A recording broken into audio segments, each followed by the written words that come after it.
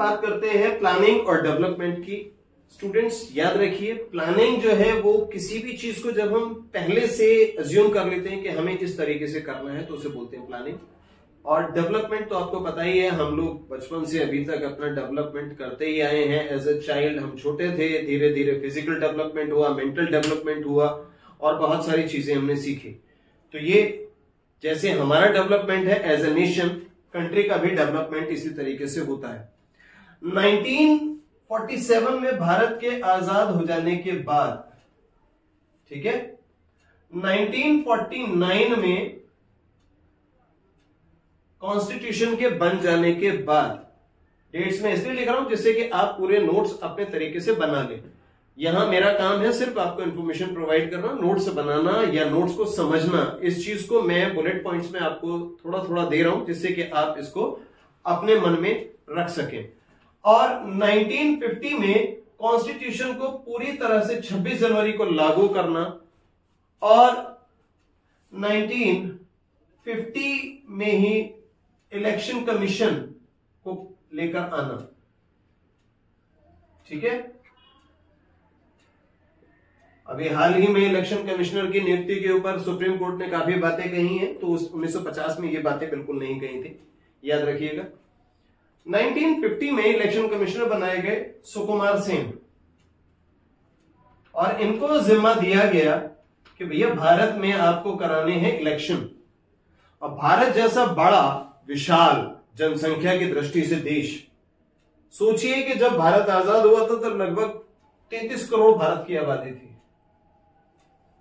और जिसमें से केवल 18% लोग ही पढ़े लिखे थे, लिटरेट। पढ़े लिखे लोग केवल 18% थे।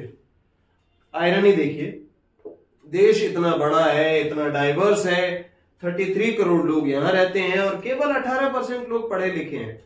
कुछ लोगों ने सजेशन दिया नेहरू जी को कि नेहरू जी एक काम करिए, सिर्फ पढ़े लिखे लोगों को आप वोटिंग डालने के लिए, वोट डालने के लिए अधिकार दे दीजिए। नेहरू जी ने कहा बिल्कुल नहीं, ये डेमोक्रेसी के नियमों के खिलाफ है, हर किसी को वोट डालने का अधिकार मिलना चाहिए। फिर दोबारा बता रहा हूं, 21 साल से ज्यादा उम्र के लोग ही वोट डाल सकते थे, ठीक है। तो यहां बात हुई यूनिवर्सल एडल्ट फ्रेंचाइज के बारे में, और यहां सबसे पहले 1952 में कराए गए इलेक्शन, समझ लीजिए, लैंडस्लाइड विक्ट्री जिसको बोलते हैं, कांग्रेस को मिली और कांग्रेस पूरी तरह से जीत गई। तो यहां पे हम बात कर रहे हैं 1952 में। 1952 में गवर्नमेंट ने, वैसे आप देखें तो 1944 में गवर्नमेंट ने बहुत सारे सजेशंस मांगे थे इंडस्ट्रियलिस्ट से कि भैया कैसे भारत के अंदर आप चाहते हैं कि भारत किस तरह की जो प्लानिंग है उसको फॉलो करे। तो इंडस्ट्रियलिस्ट ने सीधे सीधे कहा था कि हमें कंटिन्यूअस प्लानिंग के लिए जाना चाहिए, तो इसके लिए हमें एक कॉम्प्रिहेंसिव प्लान बनाना चाहिए। तो उसी को बेस बनाते हुए 5 ईयर प्लान का एक आइडिया आया, ठीक है ना, जिसको हम कहते हैं 5 ईयर प्लान। हालांकि कुछ नेता जो है वो कहते हैं कि ये अप्रोच गलत थी, हमें कैपिटलिस्ट अप्रोच की तरफ जाना चाहिए था। खैर, हर किसी की सोच अपनी होती है, हम कह नहीं सकते हैं किसकी सोच क्या है। तो 1951 पहला 5 ईयर प्लान लॉन्च किया गया। अब यहां क्वेश्चन उठता है कि 5 ईयर प्लान तो लॉन्च किया, लेकिन किस कंट्री को मॉडल बना के। तो यहां रशिया के हम बारे में बात करेंगे, जिसको उस टाइम के यूएसएसआर के नाम से जानते थे। तो ये यूएसएसआर में क्योंकि 5 ईयर प्लानिंग होती थी, तो उसी 5 ईयर प्लान की तर्ज पे पहला 5 ईयर प्लान 1951 में लॉन्च किया गया। और यहां सबसे पहले प्लान के अंदर बात हुई कि हम कैसे अपने इरिगेशन सिस्टम, एग्रीकल्चर सिस्टम को इंप्रूव कर सकते हैं, ठीक है। 1956 में दूसरा 5 ईयर प्लान आया, जिसमें रैपिड इंडस्ट्रियलाइजेशन के बारे में बात थी कि कितनी तेजी के साथ हम इंडस्ट्रियलाइजेशन कर सकते हैं। और ये प्लान जो है, इसके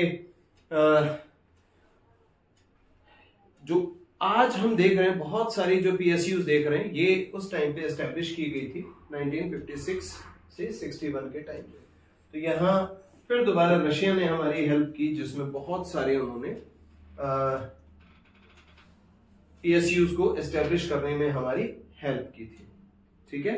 उसके बाद आता है third plan fourth plan, fifth, एक के बाद एक बार बार कई बार प्लान्स आते हैं और आखिरी प्लान आता है जिसको हम कहते हैं 12th 5 ईयर प्लान, जो आता है 2012 से 2017 तक का। 2012 से 2017 तक का ये 12वां प्लान माना जाता है।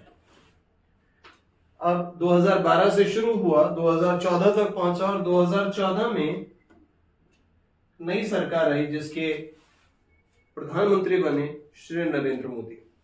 श्री नरेंद्र मोदी ने अपने दूरदर्शिता से इस 5 ईयर प्लान को नीति आयोग में बदल दिया।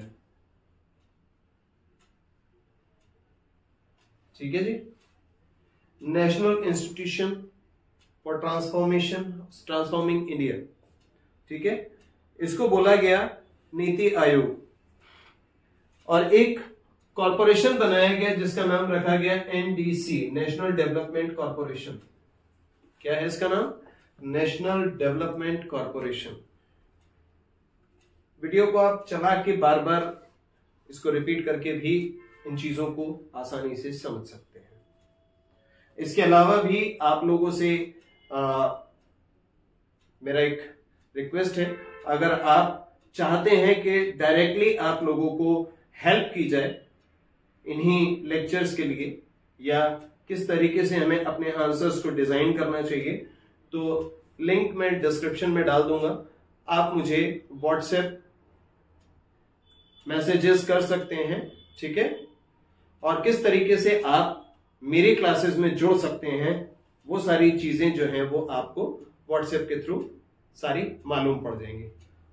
चलिए कंटिन्यू करते हैं। तो यहां पे नीति आयोग के बारे में बात हुई। नीति आयोग में एक नेशनल डेवलपमेंट काउंसिल बनाया गया जिसको एक एग्जीक्यूटिव बॉडी के तौर पे रखा गया, और यहां इसके जो एक्स ऑफिशियो चेयरपर्सन हैं, क्या कहते हैं?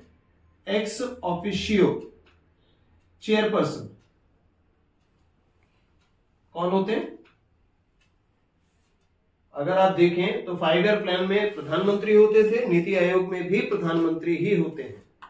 ठीक है, जब हम बात करेंगे तो यहां नीति आयोग के भी पदेन अध्यक्ष या पदेन चेयरपर्सन, एक्स ऑफिशियल चेयरपर्सन, उनको हम कहेंगे वो प्रधानमंत्री ही होते हैं।